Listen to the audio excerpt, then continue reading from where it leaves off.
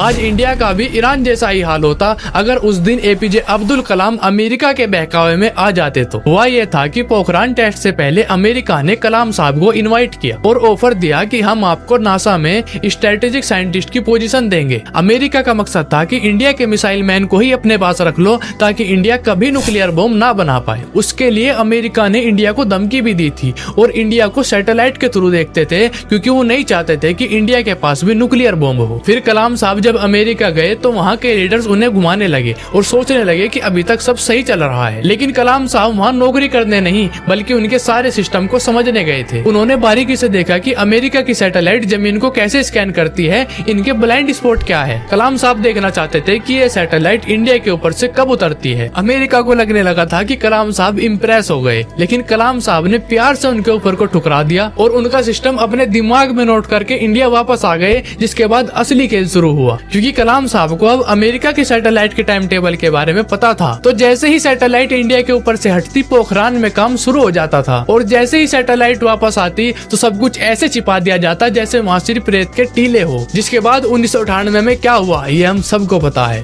4, 3, 2, 1 इसीलिए आज कोई भी देश हमारे इंडिया की तरफ आंख उठाकर भी नहीं देखता। तो हमारे इन जाबाज लीडर्स के लिए आज जितनी बार हो सके उतनी बार कमेंट में जय हिंद लिख कर जाना।